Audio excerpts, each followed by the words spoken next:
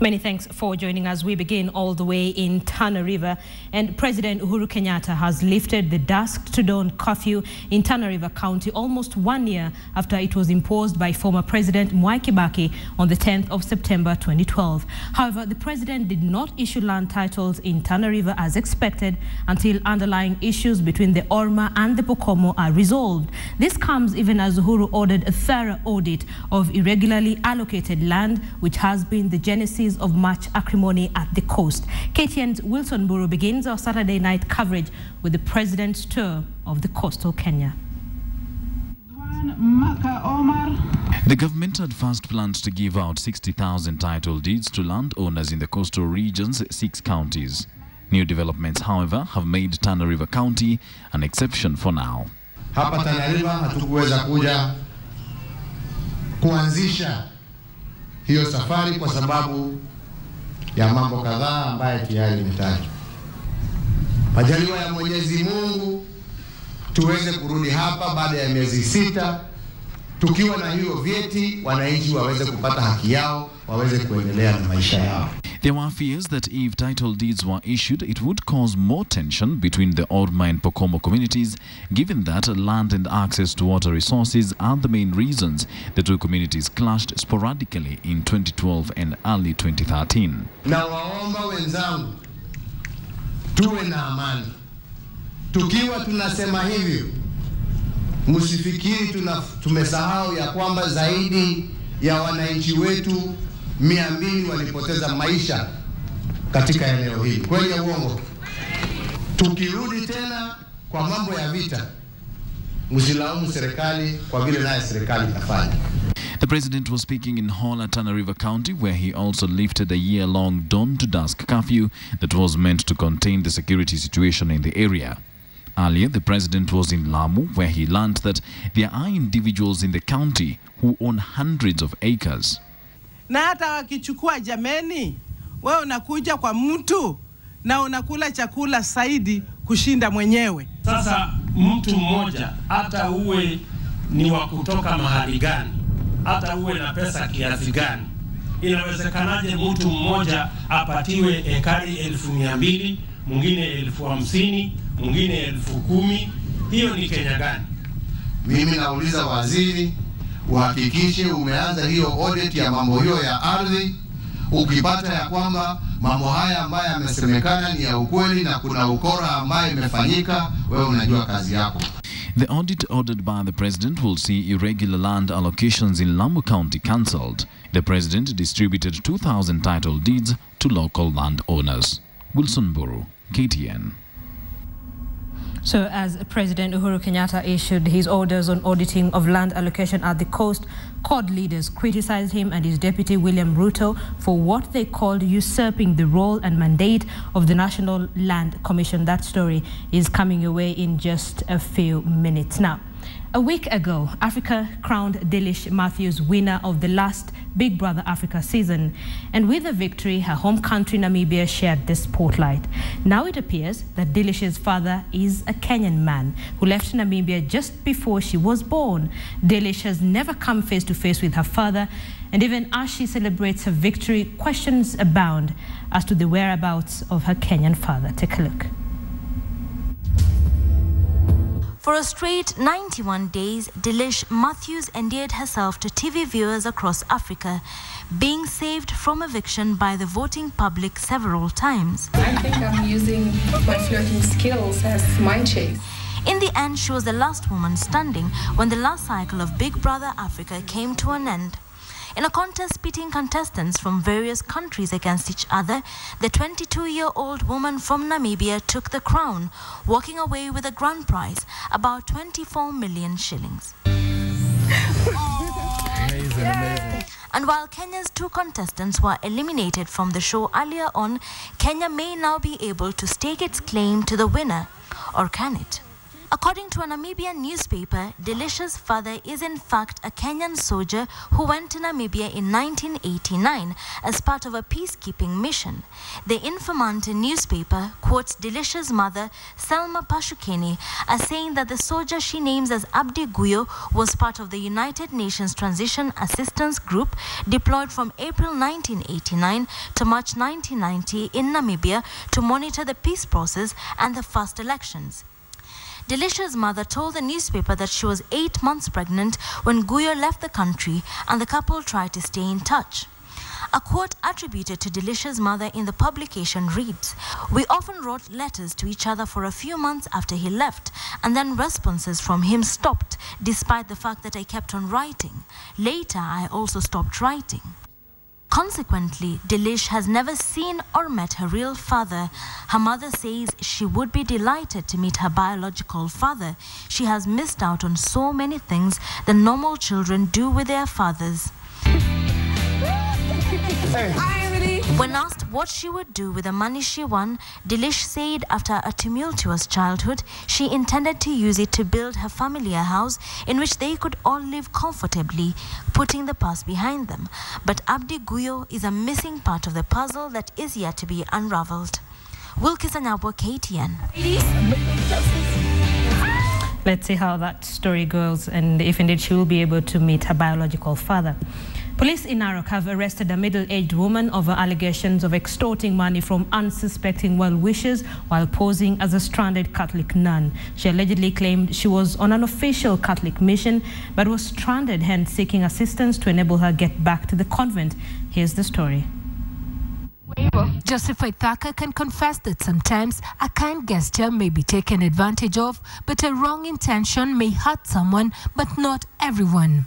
She was claiming that she's a sister who had come to Narok. He and his wife hosted Phyllis Wanjiko at their Narok residence on the understanding that she's a Catholic nun who was stranded while on a mission. After spending the night at Waithaka's, the impostor nun sought help from them to facilitate her movement back to the convent. She again tried to con other people in Narok, but luck was not on her side. She approached someone who knew the Catholic priest that Phyllis was making reference to. She was frog marched to her house where police found different diplomatic and identification cards in her possession. After interrogation, it was discovered that she had conned various people in the area while posing as a nun. She is under arrest and will be charged Monday before a judge. Winnie Kamau reporting for KTN. Elsewhere, family is crying for help to get the remains of a child who was burnt alongside his mother when arsonists set their house ablaze in Makueni County. Though relatives managed to bury the woman, the son's body cannot be released due to unsettled hospital bills. Here's the story from Makueni County. Just before dawn on 24th of July this year, unknown persons attacked and set fire to a house belonging to one Denya Mwania in Katulumbe sub-location in Kalawa district, Makueni County. The mother of two was asleep, and in the house with her was one of her sons, Mwangangi, a standard 5 pupil. Wakatuambia wamechomwa wakiwa kwa nyumba na wakinguza mlango, wakaguda mlango umefungwa nje, wakalazimika kupitia kwa nyumba juu na wakaanguka pande nyingine, halafu wakakimbia wakakuja kwangu.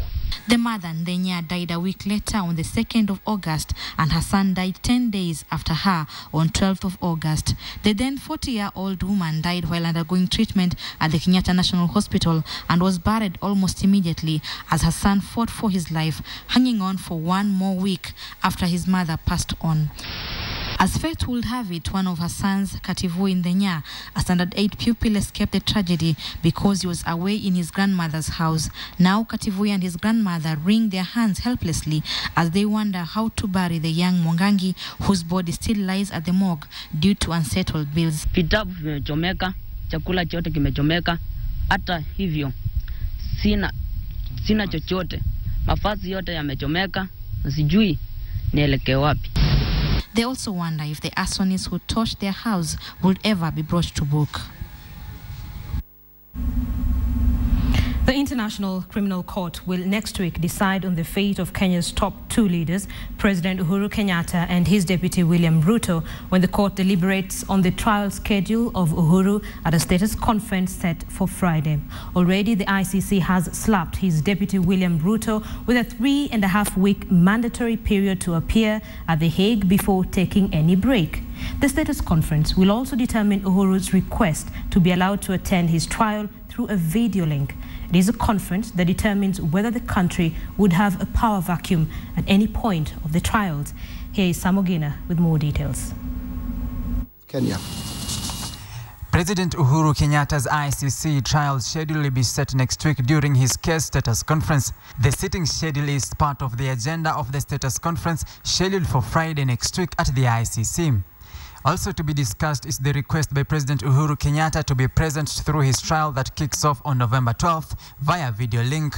According to scheduling order and agenda for status conference released by the three-judge bench, the duration of the prosecution case, the procedure for applying for site visits is also part of the agenda. Meanwhile, Deputy President William Ruto's trial will be preceded by a media briefing on the eve of the trial's commencement. It will be a test run for the trials as all parties in the case will be present to set the tone for their cases. ICC prosecutor, the lead defense counsels for Ruto and Joshua Arap Sang, and victims' legal representative are required to be present for the joint briefing before what is expected to be as a bare-knuckled legal battle. Ruto's trial case has been scheduled to run for 3 weeks before taking a break. The President of Kenya and myself believe in the rule of law, and we believe that justice and truth must finally be found. The country ushers in an unprecedented event from the month of September, where two of its top leadership will be away for weeks in a foreign country, but not on a state visit. The longest the country has gone without a president being 2 weeks, when retired President Moi was in South Africa. But analysts quip Kenyans put themselves in the quagmire of having at least one of its leaders away. It is true that it's still an awkward situation to be in, that you are the president and the deputy being outside the country for some other purposes other than running the state. But then, the Kenyans voted knowing that. Nonetheless, pundits say the only risk the ICC trials portend for the country is when a presidential rubber stamp is required to sanction critical national decisions like sending the country to war. The only time you would require the president is if he has to sign something, that something needs the presidential signature, and he happens not to be there. Then that's a scenario where you can say now, because if the president signing, the deputy cannot sign. Acknowledging that the ICC trials dent the country's image, Professor Macharia Munene says their legitimacy can only be challenged in court, but ruled out a power vacuum, saying given the same bench of judges handling the cases, the trials cannot run concurrently. Samogina, KTN, Nairobi.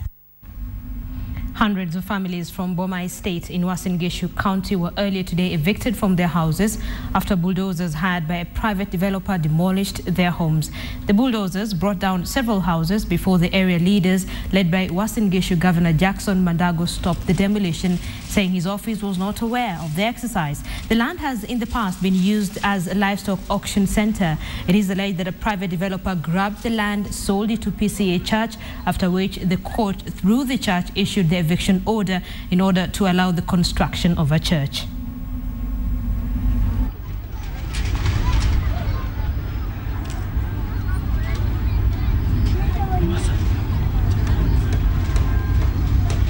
Mimi ni mzaliwa hapa kuanzia 1978. Wamekuja hapa leo saa 12 asubuhi. Watu tukiwa tunalala. Hatuna haki. Sisi wa Kenya. Sisi tumezoea maisha uskota. Hakuna mali tunaenda. Notice tujapatiwa na sisi hakuna mali tunaenda. Tunakaa mali hapa hivi. Serikali jua mali itatuweka. Mtu ataletaje orders ya 2010 baada ya miaka 4 anakuja kubomoa makazi ya wananchi. Ili hali sisi kama serikali ya county tuko na title deed ya kusema hii ni mali yetu ya kuweka ng'ombe. Let's stay with land matters now. And President Uhuru Kenyatta has been in the coastal region. He has been trying to address the issue of land in that region. And in doing that, he issued orders on auditing of land allocation at the coast. And while he was doing that, court leaders criticized him and his deputy, William Ruto, for what they called usurping the role and mandate of the National Land Commission. They want Uhuru to instead give a commitment that his administration will implement the report of the Ndungu Commission on illegal and irregular allocation of public land in Kenya. KTN's Francis Ontomwa reports from Kakamega. The former Prime Minister Raila Odinga and his allies in court insist that President Uhuru Kenyatta is playing politics with issues of title deeds at the coast.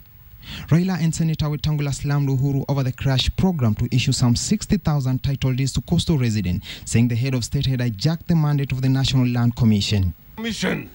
Ambayo inaongozwa na Bwana Swazuri. Kwa hivyo, waziri wa ardhi awachana na mambo ya kubeba makaratasi ya hati ya mmiliki ardhi ati anapeana rais kwenda kugawanya kwa watu. Hiyo ni kazi ya karani. Mambo ya kupeana title deed mambo kazi ya rais. Rais anakwenda kupeana title deed. Na karani nitafanya kazi gani? Kukeuka katiba. Katiba inasema mambo ya ardhi iko chini ya serikali ya county na National Land Commission. Kakamega Senator Boni Halwale questioned the rationale behind issuance of the title deeds. Shida ya shamba sio title deed peke yake. Ikiwa president is committed to solving the land problem of the Republic of Kenya, asitembee na title deed peke yake, aende asome katiba. Aende asome katiba ya Kenya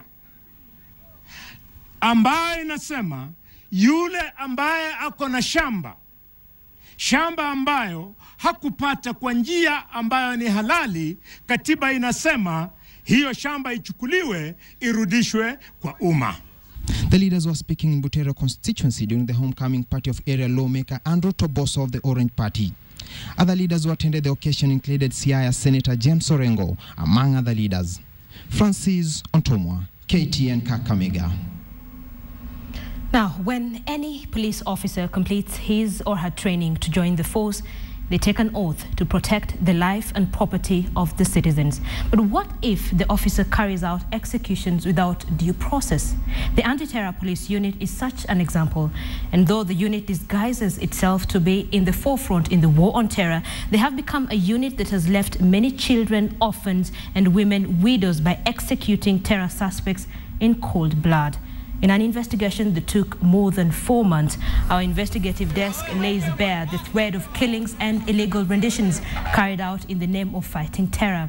From Mombasa, Nairobi, Garissa, Kampala, Uganda to Mogadishu, Somalia, we expose the fault lines in this war that's crucial yet seems to be spinning out of control.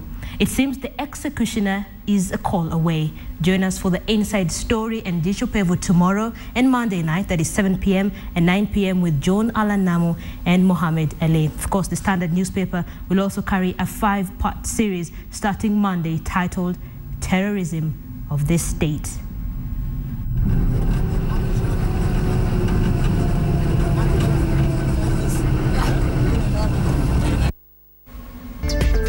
Thank you for staying with Saturday Night Live. We now bring you the story of a rhino that has lived in darkness all his life. He knows every corner, every nook and every cranny in the little corner of the national park that is his home, so that it is easy to forget that Maxwell the Rhino is blind. But Maxwell has never seen his surroundings. He's genetically blind and was rescued from the national park when his mother rejected him. KTN's Wilkie Sanyabwa spent a morning with Maxwell the blind rhino and brings us his tale.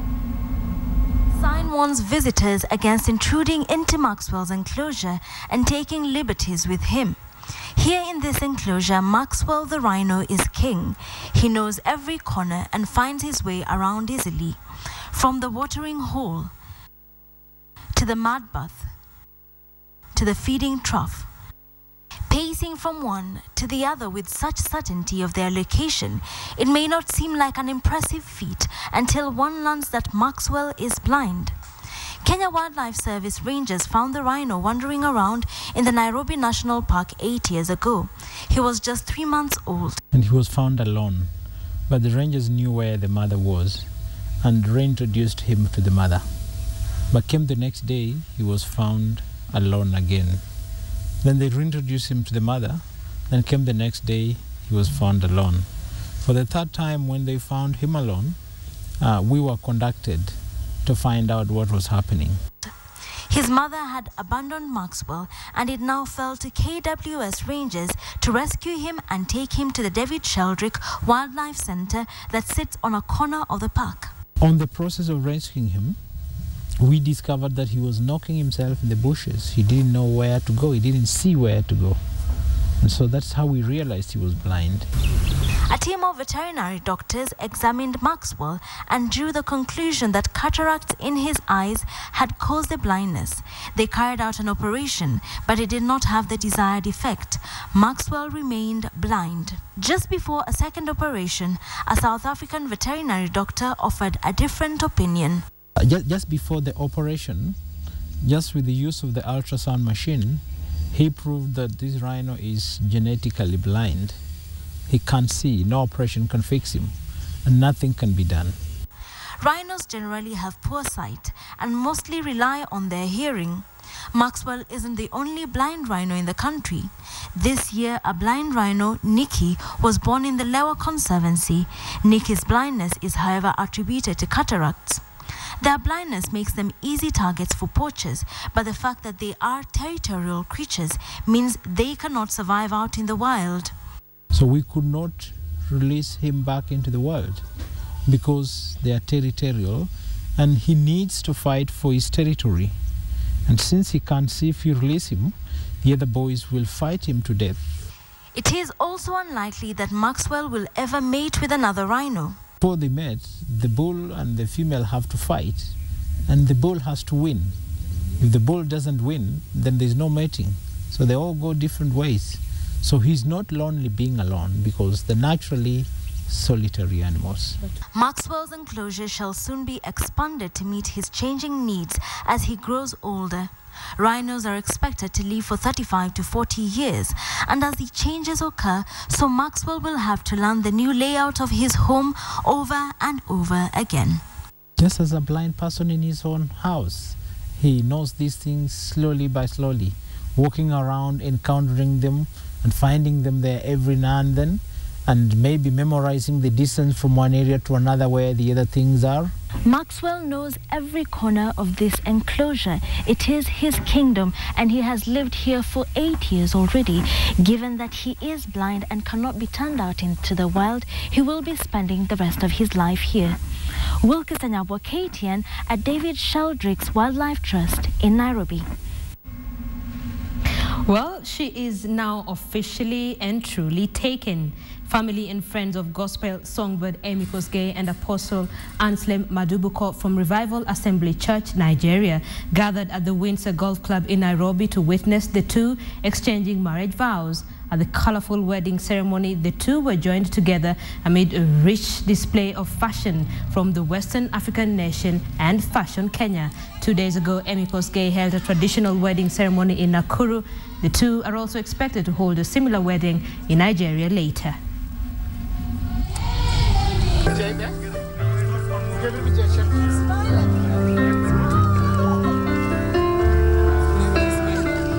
Stay on one side. It will help. Formed every beast of the field and every fowl of... You take your Emmy, Jim Ty, Kosgei.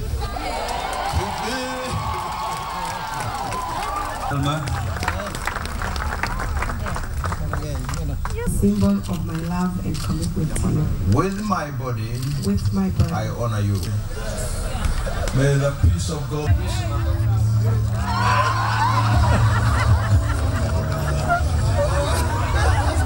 Repeat. For the camera, repeat. Excuse for the camera. Repeat, oh.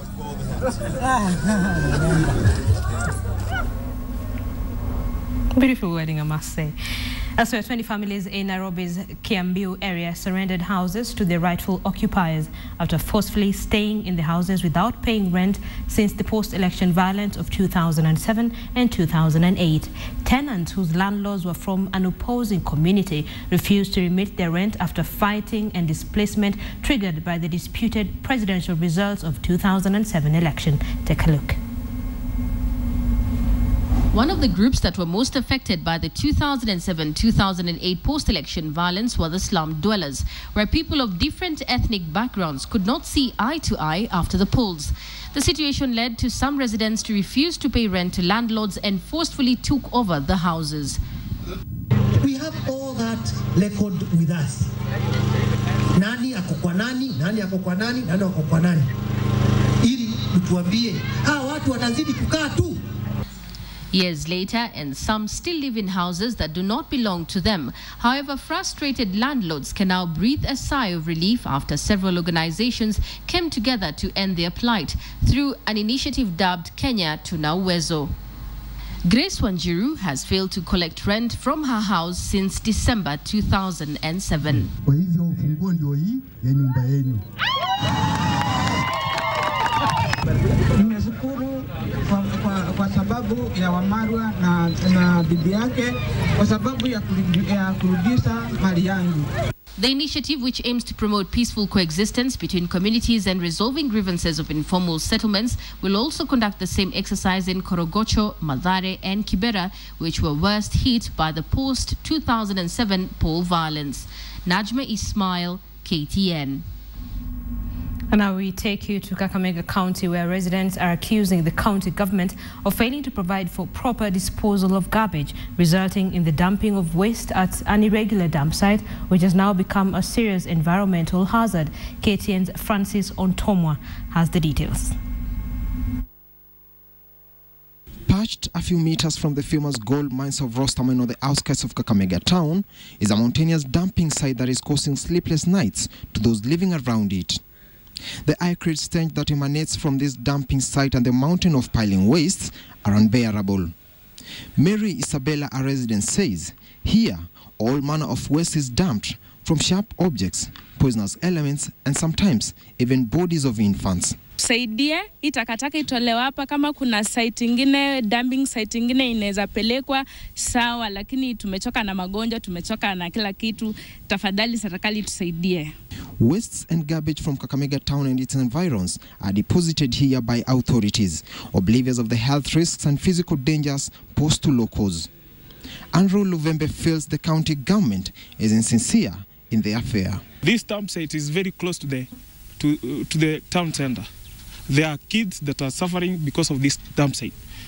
Tussles are now emerging, pitting residents against the county government over the dumping site, and James Jamuhuri, who was born here, insists the site should be relocated. Kuna mtoto mmoja ambaye aliokota kwinjia ilikuwa iko expired, na wakati yule mtoto alikunywa akakufa. They say efforts to petition for the relocation of the dumping site made them write to the National Environment Management Authority, but their efforts have been thwarted. So funds have not been set aside for purchasing a landfill yet. But as a ministry, I am trying to look around for donors and well-wishers who will help us buy a landfill somewhere that is most suited for garbage disposal. However, as the residents wait upon the county government to keep their promises to resolve the problem, the dumping continues. Francis Ontomwa, KTN. The Internet Cut Video Festival has just named the top selling web videos, and even the Golden Kitty Award didn't put a smile on the winner's face. Here is CNN's report. Welcome to the Cat Oscars. Actually, this is Oscar, the blind kitten battling a blow dryer. And this is a cat licking a vacuum cleaner, cleaning up at the International Internet Cat Video Festival, where 28 seconds of a fat cat in a pot can qualify as a blockbuster. Some 10,000 people showed up. at the Minnesota State Fair grandstand to check out the Cat Video Fest organized by a prestigious museum, the Walker Arts Center. The festival got off the ground last year. Like any self-respecting festival, this one had categories. There was comedy, drama, Little Cat challenges Big Dog, foreign, animated, musical. And what's a video festival without stars? Celebra cats like Grumpy Cat, renowned for her perpetual frown, and Lil Bub, renowned for her ever-present tongue. The two actually met at the fest, a photo op memorialized with a couple of memorable 6-second vines. Internet favorites like the cat that loves diving in boxes and dearly departed Keyboard Cat were inducted into the Hall of Fame. Fans voted online for the People's Choice Awards. A cat in a shark costume chasing a duck while riding a Roomba was one of several that rode to victory. Some of the videos were shockers. Fan favorite Lil Bub has gene mutations that resulted in a shortened jaw, which causes her tongue to stick out. Remind you of anyone at a recent awards ceremony? May the best tongue win. The winner of the Golden Kitty, the most popular People's Choice, was of course Grumpy Cat. If she had given an acceptance speech, we suspect it would have begun. I want to thank no one. Ginny Mode, CNN, New York. Dallas Sevens champions Strathmore Leos, series defending champions Kenya Harlequins, hosts Nakuru RFC, and Kabeberry Sevens winners Homeboys are among the teams that qualified for the Prince Louis Sevens Main Cup quarterfinals in Nakuru today. Their qualification is a sure indication that the quarterfinals and the subsequent matches on the final day on Sunday will be a loaded affair, as each side desires to take the lead ahead of the fifth leg.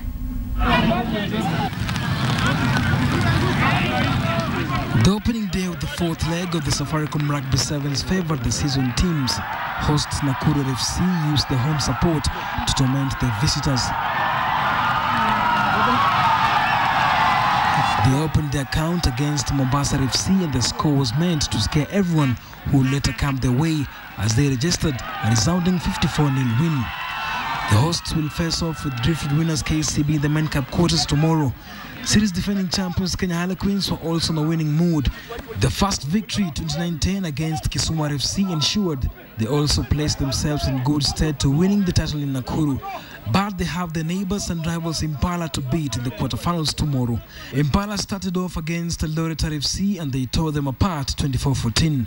The table leaders Mwamba will not be among the big boys in the Main Cup as they were relegated early to the ball competition. Strathmore Leos play Nondis while Homeboys takes on Daystar University. I think we have the caliber of players and probably the team that will take us forward and gain it. At the moment, if you are meant to win it, there's no option but to take both legs. In this series, every game is a final, basically.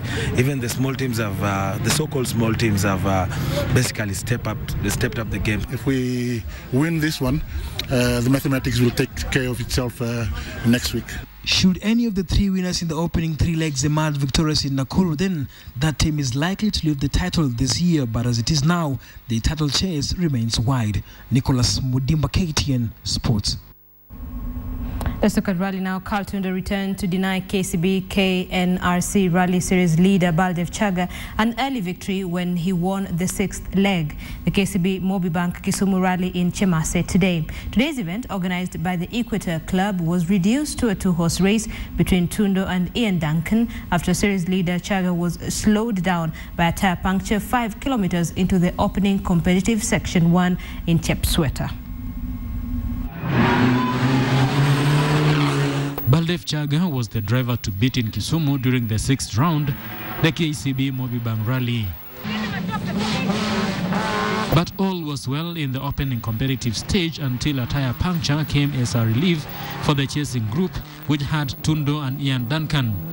Tundo maintained his lead after overtaking Chaga, but though Chaga managed to win the final stage, the competitive Section 8, Tundo had accumulated enough time to enable him have a bite of the cherry. Meanwhile, all this time, Duncan, one of the formidable competitors in Kisumu, was trailing Tundo, but also faded to fourth place as Chaga recovered the lost time to finish third. Chaga, who leads the series with 30 points, now needs to finish in the top 10 during the Guru Nanak Rally to seal the title for 2013 in early October. There was more to cheer for among the Kisumu fans as homeboy Jasprit Singh Chathe shocked many by securing a maiden podium finish on his first outing in his newly acquired Mitsubishi Evo 10. Omar Manyanja from Uganda won the two-wheel drive class in 13th overall position, but Kenyan Toyota Vitz driver Sami Nyori backed a maximum 80 Formula 2 championship points with his new lady navigator Kui Mungai. KNRC debutant Rona Cha and Riaz Ismail won the S-Class in 14th overall place. Joshua Kemboy, KTN Sports Today. Elsewhere, Thika United are now level on points with second place Sofapaka after picking 3 points in Naivasha in their 1-0 win over their host this afternoon. Mathare United registered a 1-0 win over 2010 champions Ulinzi Stars at the Fraha Stadium in Nakuru to move to the 12th place. Substitute Daniel Maura scored Mathare United's winning goal against Ulinzi Stars. Ulinzi Stars had taken the lead from Stephen Waruru's 10th goal, which was cancelled out by Dennis Nzomo, Mathare's captain. Well, there was no winner in the match between Chemelil Sugar against Western Stima in Chemelil as the match ended in a barren draw.